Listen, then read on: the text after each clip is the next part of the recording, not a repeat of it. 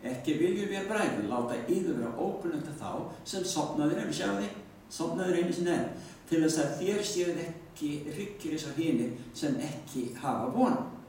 Því að ef við trúum því að Jesús sé dáinn og upprisinn, þá mun Guð fyrir Jesú leiða ásamt honum fram þá sem sofnaðir eru. Því að það segir við yður og það orð Drottins að við sem verðum eftir á lífi við komið Drottins munum alls ekki verða fyrri en hinir sofnuðu. Þrisvar sinnum í þessari lesningu, bara 3 vers eða 4, að þá þrisvar sinnum lögð áherslu á að hinir dánu bara sofa, sofnaðir. En hér okkur sagt sem sagt að við munum rísa upp. Sjáðu 16. versi. Því að sjálfur Drottinn mun stíga niður af himni með kalli, með höfuð engils raust og með básúnu Guðs, og þeir sem dánir í trú á Krist munu fyrst rísa. Síðan munu við sem eftir lifum verða ásamt þeim hrifnir burt í skýjum til fundar með Drottni í loftinu, og síðan munu við vera með Drottni alla tíma. Uppörvið því hver annan með þessum orðum.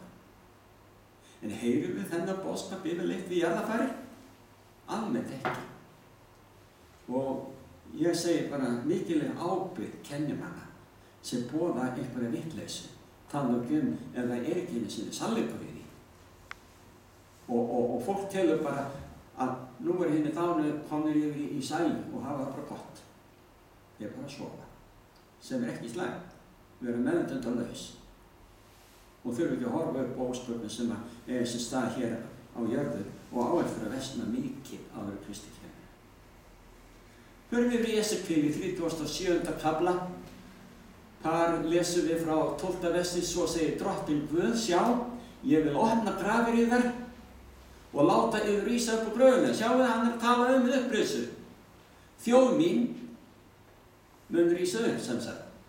Og hann lofar að flytja yður inn í Ísraels land til þess að þér viðurkennið að ég Drottinn þegar ég opna grafir, eins og enn segja, opna grafir yðar og lætið rísa upp úr gröfum yðar, þjóð mín, og ég vil láta anda minn í yður. Þannig kemur lífsneistinn aftur sem hann blés í nasir Adam og lofar að gera það við okkur líka þó að við deyjum. Og svo segir hann, til þess að þér lifnið við aftur og ég skal koma yður inn í yðar land, það himneska Kanans land, og þér skulu viðurkenna að ég Drottinn. En auðvitað verðum við að læra að kannast við Drottinn okkar og frelsara á meðan við erum lifandi. Nú farið við í Filippíbréfi.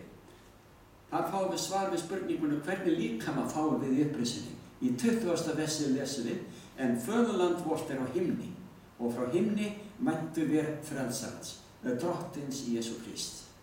Hann mun breyta veikum og forgengilegu líkama vorum. Forgengilegu þýðir bara dauðlegum líkama okkar. Og gera hann líka dýrða líkama sínum, því hann hefur kraftið til að leggja allt undir sig. Svo eins og Jesús reis upp í dýrlegum himneskum líkama, raunverulegum líkama, áþreifanlegum. Þannig verðum við líka í upprisunni. Og í 15. kaflanum í fyrra Korinthbréfi, vers 51 segir, sjá, ég segi yður leyndardóm. Við munum ekkert allir sofna, sem sumir lifað af að sjá Krist koma. En allir munum vera umbreytast í einni svipan og einu augabragði við hinn síðasta lúður. Því lúður ekki alla. Og þá munum hinni dauðu rísa upp. Sjáum? Óforgengilegir, sem sagt ódauðlegir. Og við munum umbreytast í einni svipan. Ég leyfi mér að hlakka til vinir. Förum í Jóbsbók 14. kafla frá 10. versi, það segir, en degi magurinn, þá liggur hann flatur og gefi manneskjunni bandan. Hvar hún þá? Eins og vatnið hverfur úr stöðuvatninu og fljótið greinist og þornar upp. Þannig leggst magurinn til hvíldar og rís eigi aftur á fætur. Hann rumskar ekki meðan himnarnir standa og vaknar ekki að svefninu. Hér kemur svefnin aftur. Ó, að þú vildi geyma mig í dánar heimum, sagði Jób, og fela mig uns reiði þinni linnir. Hann hélt að það væri Guð sem væri að refsa honum þegar það var í reynd Satan. Þið verðið að lesa Jóbsbók þegar það komast á reynu það. Og svo að hann þráði bara að Drottinn myndi minnast sín. Förum við Jesaja 38. kafla, það er 18. versi.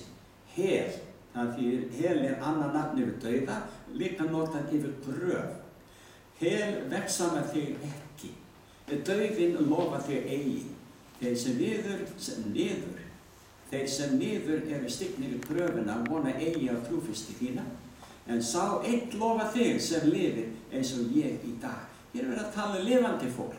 Dánir geta ekkert gert að lofa Guð og vita ekkert hina lifandi. Þeir eru steindauðir. Drottinn notaði dæmissögur til að útskýra leksíu sína. Í Dómarabókinni 9. kafla er gott dæmi þetta þar sem trén í skóginum voru sögð vera að ræða saman hvert þeirra ætti að gerast konungur á meðal þeirra. Þetta að lesa þetta þegar komið heim, Dómarabók í 9. kafli. Það er ekkert verið að ræða dauðann, heldur bara hvernig hann notaði dæmissögur. Ekki geta trén tala saman og enn síður verið með konungsveldi eða skiptast á að vera að stjórna ríkinu. Og svo er hann með aðra dæmissögu í Lúkasi 16. kafla, það er í Nýja testamentinu, sem margir telja sér bókstaflegur boðskapur frá Kristi. Ef það er að þeir sem eru í dánarheimum geti tala saman og tala við hina lifandi og svo framvegis, þá geti það alveg afskrifa Biblíuna. En þegar við gefum Guði tækifæri á og við lesum allt sem Kristi hefur að segja annars staðar alla Biblíuna dauðann, þá er þetta ekkert vandamál fyrir okkur. Og það er merkilegt að þannig saga þar sem að maður, ríkur, hann dó, lifði í velestingum en svo dó hann. Hann hafði ekki einu sinni viljað gefa fátækum ölfusum manni af sínum auðæfum til að hann gæti lifað betur. Hann hugsaði bara sjálfa sig, eins og margir gera nú á dögum. En svo segir í sögunni að í kvölum þá gerði sig grein fyrir ástandi sínu og tala við Abraham að senda einhvern til bræðra sinna sem voru lifandi og segja þeim hvað þessi skelfilegt helvíti sem hann upplifir. Þetta er saga sem var vel þekkt á dögum postulana og Jesú Krist að gekk hér á jörð. Þessi saga er til og var til löngu áður en þetta gerðist, sem sagt frá þessu, á meðal Egypta. Og það hafa fundið 7 mismunandi útgáfur af þessari frásögu ríkan mann og fátækan mann. En í þeim öllum var nafn aldrei gefið fátækamanninu. En þegar Jesús notar þessa dæmisögu að það er ekki nokkuð leið að einhver hefði samband dánarheimum yfir til hina lifandi, að þá gefur hann fátækamanninum nafnið Lazarus. Svo er það staðreynd að í Biblíunni að Lazarus, eins og við vorum að lesa áðan í Jóhannesi í 11. kafla, bróðir Maríu og Mörtu hét Lazarus. Og Jesús reisti hann upp frá dauðum því hann dó. Og sem sagt farísearnir, leiðtogarnir, þeir voru alltaf að heimta af honum, af Kristi, tákn, kraftaverk. Þá myndu þeir trúa og treysta honum. Svo þegar hann reisi þennan bróður Mörtu og Maríu, þá trúðar hann ekki. Þá voru ákveðnir í þeim ásetningi sínum að taka Krist af lífi og þeir gerðu það. Svona geta menn verið blekktir. En sögunni í 16. kafla Lúkasar, þar segir frá því að þessi sem er talin vera samkvæmt þessari dæmisögu í kvölum, í víti, þrábiðja Abraham að senda einhvern til að vara bræðurnum við svo þeir þurfi ekki að koma líka. Þá segir Drottinn í sögunni og tala fyrir hann Abrahams. Jafnvel þótt einhver kæmi frá hinum dánu, og það kom ekki frá hinu dánu, ekki einu sinni þessi. Jafnvel þótt einhver kæmi, þá myndu þeir ekki trúa. Svo að þetta nú staðreyndin þessa sögu. Mattheus 15. kafli. Jesús ítrekar ávítaði leiðtoga safnaðarins, það að segja Ísraels, fyrir það að taka meira mark á mönnum og erfikenningum heldur en orði Guðs. Hann segir: þér ógilduð orð Guðs með erfikenning yðar, hræsnarar. Sannspár var Jesaja yfir að segir: líður þessi heiðra mig með vörunum, en hjarta þeirra langt frá mér. Til einskis dýrka þeir mig. Til einskis dýrka þeir mig þeir kenna þá lærdóma sem eru manna setningar einar. Og ég get fullyrt við ykkur vinir að margir kennimenn í kristnum samfélögum boða erfikenningar og mannasetningar þegar kemur að hinu dánu og ástandi hinna dánu. Við megum til með að fara eftir því sem Kristur hafði að segja þetta efni. Fyrsta Mósebók, 35. kafli, kemur það sem ég hafði rangt skrifað áðan, tilvitnun, frá 16. versi. Þar segir: þeir tóku sig upp frá Betel, en þeir áttu skammt eftir ófarið til Efrata, tók Rakel léttasótt og kom hart niður. Það var kona Jakobs. Og hún kom svo hart niður í barnsburðinum, sagði ljósmóðurinn við hana: óttast þú ekki, því að nú eignast þú annan son. Og hún var í andlátinu, sem sagt hún var að deyja. Því að hún dó, þá nefndi hún hann Benóní, en faðir hans, Jakob, nefndi hann samt sem áður Benjamin. Og þannig hann þekktur í Biblíunni. Því næst andaðist Rakel og var jörðuð við veginn til Efrata, það Betlehem. Og Jakob reisti minnismerki á leiði hennar, þar legsteinn Rakelar allt til þessa dags. Sjáum við, þetta í íslensku Biblíunni sem við þekkjum. Í 18. versi segir: hún, Rakel, var í andlátinu. Hún var sem sagt eins og, þetta ágætis íslenska, andlát, láta eftir andan, lífsandan til Guð sem gaf hann. Nú skulum við skoða merkileg fyrirbæri í skilningi margra á orði Guðs. Í gamalli Biblíu sem að kallast Viðeyjar Biblía, þá það orðað svona: þá öndin leið upp af henni. Þetta í 1. Mósebók 35:18. Það sem við vorum að lesa áðan. Þá lasum við fyrir Biblíunni sem við notum, að þá segir þegar hún var í andlátinu. En í Viðeyjar Biblíunni segir þegar öndin leið upp af henni. Þetta gefur mörgum til kynna að sálin hafi farið eitthvað. Skulum fara aðeins lengra. Sami texti, nema þetta þýðing á King James Biblíunni, breska Biblían sem gefin út af boði konungsins í Bretlandi árið 1611.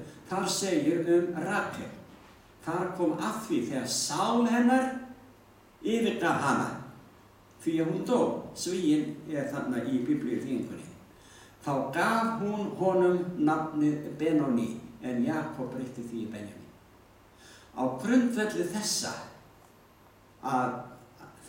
þýðingar, að sál hennar yfirgaf hana, svo margir sem trúa því að í dauðanum verði eitthvað sem líður áfram og fer út í himingeiminn og heldur áfram að lifa og hrærast. Ekki aldeilis verið. Þegar manneskjan deyr, þá manneskjan dáin að öllu leyti.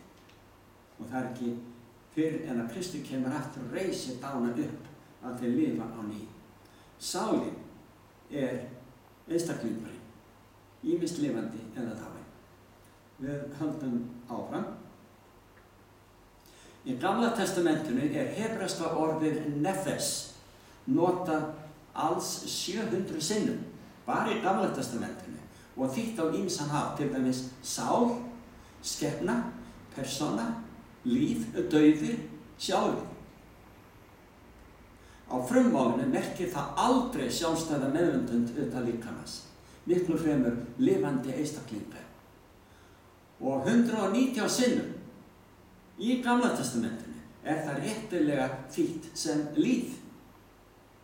En það þegar farið að þýða Biblíuna eins og Gamla testamenti yfir á önnur mál eins og íslensku, að þá þessi skilningur að eitthvað sem heitir sál aðskilur frá líkamanum heldur áfram að vera til, að það slæðist inn í nýjar þýðingar eins og hér. En þetta ekki orðað svona í nýjustu eða Biblíun sem ég nota og til dæmis þessi sem þið eru með hérna á bekkjunum. Hérna það talað þegar hún var í, eða sagt vera þegar hún var í andlátinu. Það allt í lagi. En þá var það að láta eftir andan, lífsandan sem að Guð blési í nasir mannsins. Í Nýja testamentinu